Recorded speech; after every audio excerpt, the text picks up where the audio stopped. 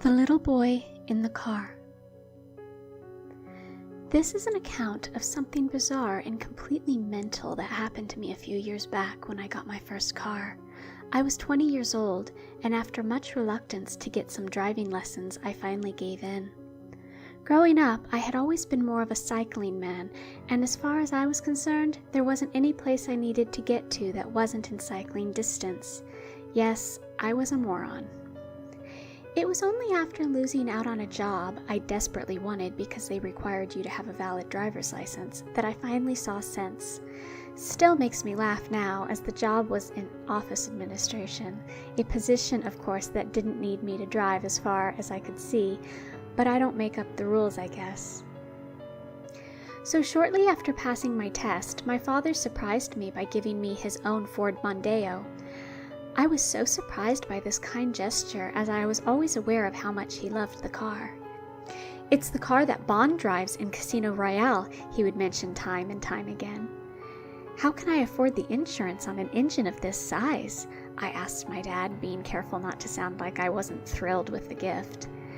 "Oh, it's fine. I'll pay the insurance if you promise to be my chauffeur whenever I need a lift home from the pub, because I'll be too shit-faced to drive," he said proudly.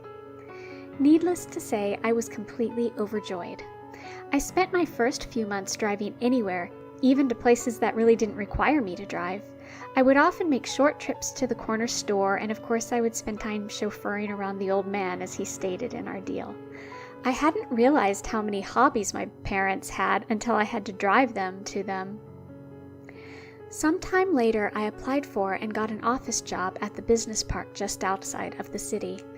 I loved this, as it meant I got to drive through country roads on my way to work each morning. There's nothing quite like driving past farmland with your windows down while listening to a little John Denver in the early hours. The music choice was partly because my father left his CDs in the glove compartment, and partly because I dig the classics. As with most things, though, the novelty of the car began to fade as my responsibilities grew. I still loved to drive, but it was mainly to and from work. As I lived in the city, most things like shopping or meeting up with friends was within walking distance. We're now coming to the reason I'm writing this story, and not meaning to sound cliché, but it all started like a relatively normal morning. I woke up at 6 a.m. to the sounds of birds chirping, and after a quick shower and breakfast, I was already sitting in my car at 6:45, fiddling with my phone's Bluetooth.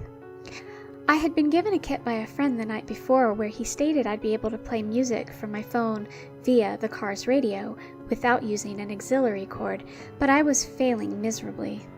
No matter how much I tried, the Bluetooth just refused to connect, and I ended up settling on another one of my dad's CDs. As I pulled off the dual carriageway, I took a junction that led out into the rural countryside. I could breathe a little easier now, as I was out of the city's early morning congestion. I still had 20 minutes of drive time, so as with most mornings, I cranked up the radio. As I sat there listening to Annie's song and watching as vertical white bars appeared under the car's bonnet, something caught my eye in the car rear view mirror. Right behind my passenger seat sat a little boy with a red cap. He just sat there staring out the window absent-minded. He looked so bored and normal. I know that's a weird thing to note under the circumstance, but it is what I remember thinking at the time. He looked so normal sitting there that after my eyes locked on him, they shifted back to the road. It was only after a few seconds that I came to the stark realization that I don't have a kid. Admittedly, I did something you should never do while driving, but fortunately for me, I was heading down a long stretch of road. My head snapped around to the back seat. He was still there, only now his gaze had shifted from the window to me. He looked startled and confused. I guess I must have looked the same way to him.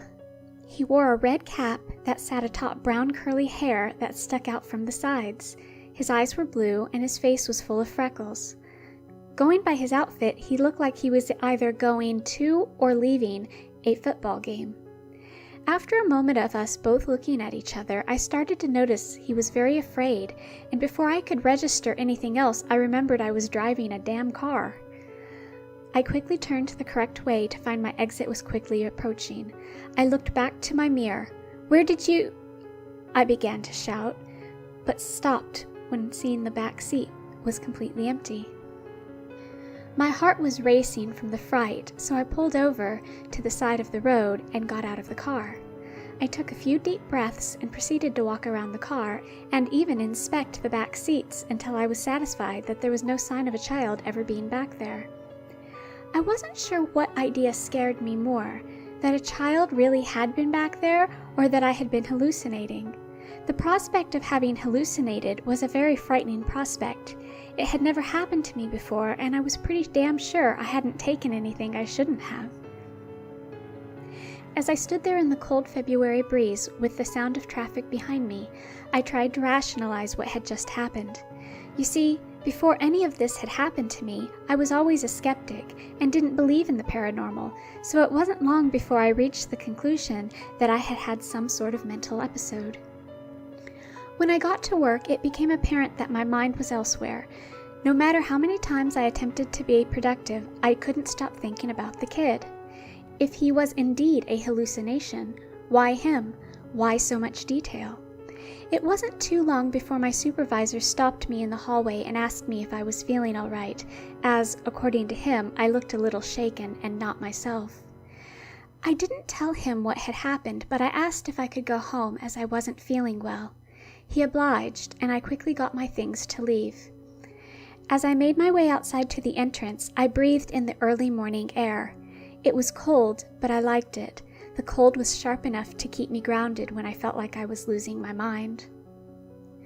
I slowly made my way across the car park to my Ford, and before getting in, I walked around the car a few times again. The car was completely empty. Maybe he sneaked in before you left this morning, my brain tried to rationalize, but it was to no avail. Then where did he disappear to? It interjected. I finally got the courage to sit in the driving seat and put my seatbelt on before taking out my phone and calling my mother. After a few rings, she answered. "Hello?" "Hi, Mom, it's me," I said quietly. "Oh, what's happened?" she asked. I began to feel tears in my eyes. Ever since I was a child, my mother has always had the ability to know when something was wrong, even when I tried my absolute best to sound fine. "How did you know something was wrong?" I laughed a little. "I've just had a feeling all morning like something bad was going to happen, and you sound upset," she finished. "Well, I think I might be unwell or something. I hallucinated this morning. I saw something while driving I can't explain," I admitted. It's funny what happens when you give voice to what's worrying you. I felt a weight lift off my shoulders a little as I uttered the words. There was a pause before my mother spoke again. "What did you see?" she asked cautiously. "I'll tell you when I see you. I'll head on over if that's all right. Should be about 20 minutes or so," I finished. "Okay, love, I'll put the kettle on," she finished, followed by a click and dial tone. I smiled and wiped the tears that had accumulated on my cheek, and put the key in the ignition. After about 5 minutes, I began to feel more at ease. I had driven along the same stretch of road where I had seen the boy earlier, and nothing happened. Another 5 minutes, and I'd be back in the city and on my way to my parents' house. Just then, my heart sank completely. "Who are you?" asked the young voice behind me. I have never felt so much dread in my life. The sort of dread you feel in the pit of your stomach. I suddenly went numb as my gaze began to shift, leaving the road, up over my dashboard and up to my mirror. The boy sat in the chair with his seatbelt fastened, his hands folded in his lap, and his bright red cap beaming a Coca-Cola logo. His look was one of confusion and fear as he stared at me through the rearview mirror. Just then, as my stress was about to reach breaking point, I decided it best to pull over again. This time I made as much effort to do so while still keeping my eyes on the little boy. The car came to a halt in a lay-by of a surprisingly empty bus shelter. Thank God, I thought. Last thing I wanted right now was an audience to the unraveling of my mind. I turned to find the boy still sitting there. Choosing my words carefully and shakily, asked, "Where did you come from?" The boy's eyebrows lowered before his reply. "Where did you come from? Where's my dad?" he asked. It was a legit question, perfectly reasonable under the circumstances, but a question, of course, I couldn't answer.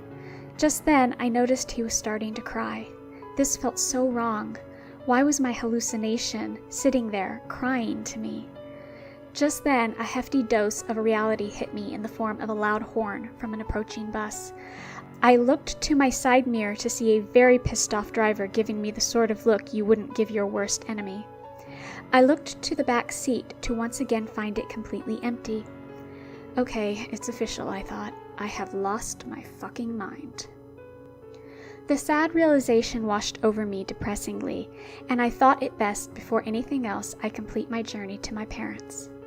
As I entered my parents' home, I was relieved to find both Mom and Dad sitting at the kitchen table with my cup of tea at the ready. But before I could even think about reaching for it, my heart broke. I started crying. A grown man crying in front of his parents. I felt so much shame in myself for breaking this way and in front of them. My father walked over and put his arms around me. "Hey, come on, lad," he quipped, trying to be chirpy. "Your mother has told me what happened," he admitted. I sat down in my chair and wiped my face. "It happened again on the way home. I think I'm seeing things," I said grimly. As I sat there drinking my tea and relating the worst morning of my life to very concerned-looking parents, I noticed that my mother kept looking to my father, specifically when I mentioned the red cap. When I finished my story, I felt calmer, more at ease. But then again, I'm British, and it's amazing what a good cup of tea can do for the mind and body. My mom spoke first. "Son, I think you might not be hallucinating," she said reassuringly. "I mean, yes, if it carries on happening, then we should go see a doctor, but there's something your dad should probably tell you first," she finished, looking to my old man. My father looked at me and sighed, and then back to my mother. "He even has the same coat," he laughed in what looked like disbelief. Mum gave Dad a stare, and his attention was quickly brought back to me. "What are you talking about?" I asked, looking over at my quilted burgundy coat that was now hanging on the side of my chair. "Back when I was young, my father, your grandfather, used to take me to football practice every Sunday," he said with a smile as he remembered. I already knew this story. My dad played football well into his late teens before meeting my mother. One day, on my way back to practice, I had fallen asleep in the back of the car. I had a late one the night before, you see, so I was knackered. He looked at my mother again for reassurance, and she nodded. "When I woke up, I found myself in someone else's car," he said again. "What?" I asked in shock. I remember being so terrified. One moment I was there watching my father drive. My eyes started getting heavy, and the next thing I know, this strange man is in front, and we're driving somewhere I had never seen before. He took hold of my mother's hand and squeezed it. It had happened 3 times in total, and your grandparents thought I had dreamt it after falling asleep in the car. Thought it was just my imagination, but it felt so real, he finished. I couldn't believe what I was hearing. This entire ordeal sounded like something out of the Twilight Zone, and I could see it in my parents' face and my father's tone. This wasn't a wind-up, this was a serious discussion. "What did the man look like?" I asked, while having a feeling that I already knew the answer. "Well, I was only 8 years old at the time. The memory has faded some, but what I do remember was what his coat looked like." He finished by pointing at my coat over the chair.